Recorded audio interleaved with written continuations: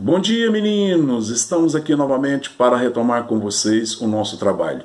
E nessa retomada, daremos continuidade à obra do maior poeta português, Luís Vaz de Camões. Na aula anterior, trabalhamos Camões épico, o Camões de Os Lusíadas, a obra que consolidou a língua portuguesa e conferiu à história de Portugal um caráter grandiloquente, grandioso, épico, hiperbólico. Agora trabalharemos o outro Camões, o Camões lírico, o Camões dos sonetos, o Camões que herdou de Petrarca o neoplatonismo, o soneto perfeito e as reflexões sobre o tempo e o amor. Veremos também os sonetos em que Camões trabalha os desacertos da vida, o desconcerto do mundo, a sua angústia, a sua amargura. Camões teve uma vida extremamente atribulada, com problemas pessoais, problemas financeiros e muitos desacertos amorosos.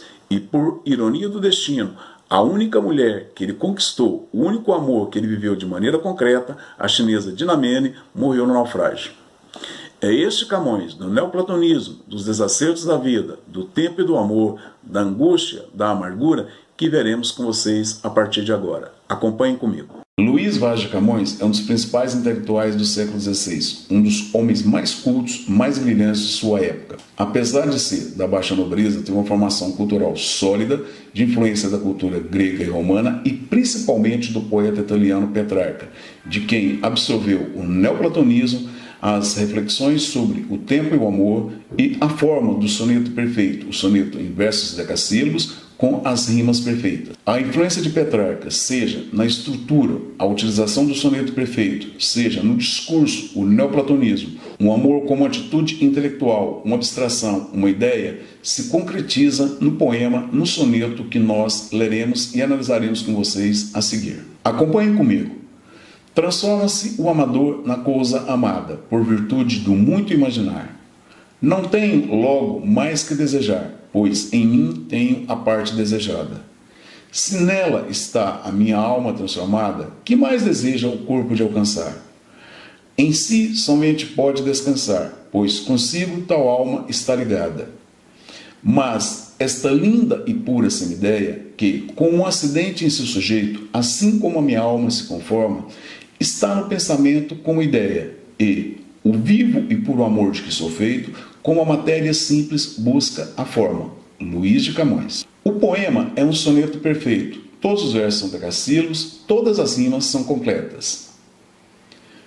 Quanto ao plano discursivo, o poema trabalha o amor como uma ideia, o amor como uma abstração, o amor como um sentimento perfeito, possível apenas no plano da imaginação, no plano das ideias. Como podemos confirmar esse aspecto na leitura do texto? Confirmamos o amor como uma abstração intelectual pelas expressões muito imaginar, minha alma, tal alma está ligada, pura semideia, minha alma se conforma, pensamento como ideia, puro amor de que sou feito. Observem que são expressões que não remetem ao plano sensorial, a um amor vivido pelos 5 sentidos. Não se trata, portanto, de uma sensação, mas de uma abstração. O classicismo, pela influência greco-romana, pela influência neoplatônica, trabalha esse aspecto em relação ao amor. O amor como um sentimento a ser imaginado, como uma abstração a ser vivida. E não o amor no plano mundano, no plano vulgar. Pois o plano mundano vulgar é o plano da matéria, é o plano das sensações. E o plano das sensações trabalha com a imperfeição. E o plano das ideias trabalha com a perfeição. O eu lírico se completa vivendo o amor no plano das ideias. O eu lírico tem convicção de que, no plano das sensações, o amor traria desgaste, traria descontentamento. Tranquilos? Portanto, observem a concepção clássica de amor. A concepção clássica de amor é o amor como uma ideia. O amor para ser vivido no plano da imaginação, no plano da inteligência e não no plano sensorial. Outro soneto que também exemplifica as reflexões de Camões sobre o amor, sobre o tempo, é o soneto em que Camões parafraseia a história de amor de Jacó por Raquel. Aqui também nós temos o trabalho do amor como um sentimento perfeito, como um sentimento ideal, o amor como uma abstração, como um sentimento sublime, acima das sensações, acima do plano material. Observe que, tanto no soneto Transforma-se o Amador na Coisa Amada, como no soneto que nós trabalharemos agora, Camões trabalha o amor platônico e esse amor em contradição com o amor sensorial. O amor no plano das ideias em contradição com o amor no plano das sensações. E percebam que o eu lírico se realiza apenas no plano das ideias, não no plano da matéria. No plano das ideias sempre há a sublimação do amor, o que não seria possível no plano sensorial. Leiam comigo o texto e percebam nele os aspectos estruturais, trata-se de um soneto perfeito, e o aspecto discursivo, o neoplatonismo, o amor como sentimento ideal, como sentimento sublime. 7 anos de pastor, Jacó servia Labão, pai de Raquel, serrana bela. Mas não servia ao pai, servia a ela, e a ela só por prêmio pretendia. Os dias, na esperança de um só dia, passava contentando-se com vê-la. Porém, o pai, usando de cautela, em lugar de Raquel, lhe dava Lia. Vendo o triste pastor que com enganos lhe fora assim negada a sua pastora, como se a não tivera merecida, começa a servir outros 7 anos, dizendo: mais servira se não fora para tão longo amor, tão curta vida. Luís de Camões. Novamente nós temos aqui a sublimação do amor. Neste soneto nós temos uma curiosidade, uma característica da linguagem de Camões, da linguagem clássica. Prestem atenção, atentem para o verbo no pretérito mais que perfeito.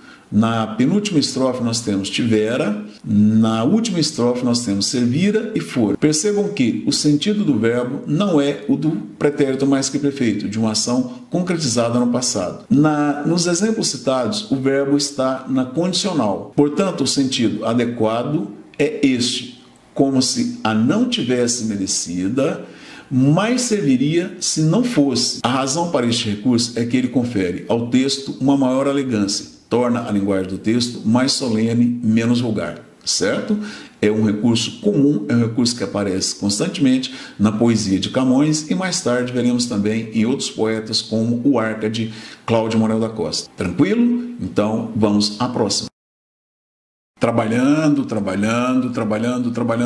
meninos. Veremos agora um soneto em que Camões lamenta as suas angústias, os seus desacertos. O pessimismo com a vida, a insatisfação com a vida, a irrealização é uma constante na obra camoniana. Acompanhem comigo o texto marcado por essa angústia. O dia em que eu nasci, moura e pereça, não queira jamais o tempo dar. Não torne mais ao mundo e, se tornar, eclipse nesse passo o sol padeça. A luz lhe falte, o sol se escureça, mostre o mundo sinais de se acabar. Nasçam-lhe monstros, sangue, chova ao ar. A mãe ao próprio filho não conheça. As pessoas pasmadas, de ignorantes, as lágrimas no rosto, a cor perdida, cuidem que o mundo já se destruiu. Ó gente temerosa, não te espantes, que este dia deitou ao mundo a vida mais desgraçada que jamais se viu. Luís de Camões. Atentem para o pessimismo intenso do texto, para a angústia, a amargura demonstrada pelo eu lírico. É um soneto em que a função poética se evidencia, nós temos toda a preocupação com a forma, com a estrutura, os decassílabos perfeitos, o decassílabo heróico, as rimas perfeitas, a linguagem toda cuidada. A outra função da linguagem em evidência é a função emotiva. Percebam que o texto abre na primeira pessoa, o dia em que eu nasci.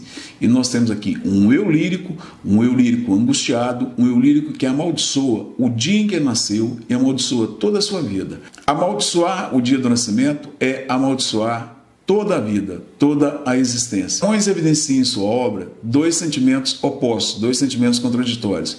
Camões viveu um mundo em constante transformação, o mundo do mercantilismo, do renascimento e das navegações. Camões viveu isso. Camões tinha um sentimento otimista em relação às transformações da vida, em relação às transformações do tempo em que ele viveu. Mas, por outro lado, para justificar a contradição, Camões tinha um sentimento extremamente sombrio em relação à própria vida. Se o mundo em que ele viveu se marcou por grandes realizações, a sua vida pessoal não. É esse sentimento que influencia, que marca poemas como este que nós acabamos de ler, certo? Como observamos com vocês nos textos anteriores, Camões trabalha na sua poesia lírica o platonismo amoroso, e o platonismo amoroso gera no eu lírico as contradições entre o amor possível no plano da inteligência, o amor como um sentimento sublime, mas unicamente intelectual, e o amor no plano das sensações, o amor no plano sensorial. E obviamente que o plano das sensações traz as imperfeições, a insatisfação humana. As contradições amorosas, uma discussão intelectual observada na poesia camoniana, aliada à sua insatisfação na vida pessoal, aos seus desacertos na sua vida amorosa, a sua vida extremamente tribulada, produziu uma das principais partes de sua obra. Os sonetos em que Camões, na busca de uma definição para o amor, trabalha imagens paradoxais, trabalha o oxímoro como figura para a percepção do amor. O oxímoro é o paradoxo de maneira mais radical, o que trabalha ideias que são inconciliáveis, como amor é fogo que arde sem se ver. Os sonetos em que Camões trabalha o amor como sentimento paradoxal, os sonetos em que Camões recorre ao oxímoro como figura, são sonetos que a crítica enquadra em um novo estilo, o maneirismo. O maneirismo consiste, portanto, nos textos em que predomina o jogo de palavras, o jogo verbal, em que predomina o paradoxo, em que predomina o oxímoro. E esse estilo, o maneirismo, é apontado pela crítica como a antecipação, como um prenúncio do movimento que virá a seguir, o barroco, pois o barroco, sim, é a arte da contradição.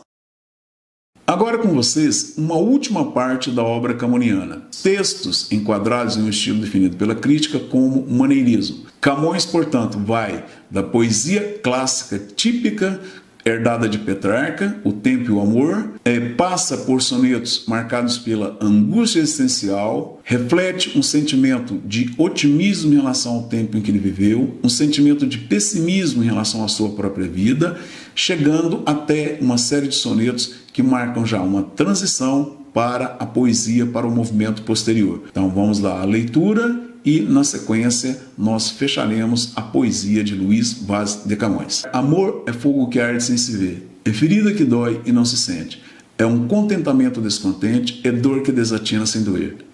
É um não querer mais que bem querer, é um andar solitário entre a gente, é nunca contentar-se de contente, é um cuidar que se ganha em se perder. É querer estar preso por vontade, é servir a quem vence o vencedor, é ter com quem nos mata a lealdade. Mas como causar pode seu favor nos corações humanos amizade, se tão contrário a si é o mesmo amor? Luís de Camões. Com a leitura do soneto mais conhecido de Camões, fechamos aqui a análise de sua obra. Na sequência, a conclusão e passaremos a uma parte nova da matéria, ok? Então vamos lá, até a próxima. Luís Vaz de Camões é, sem dúvida alguma, o maior poeta da língua portuguesa.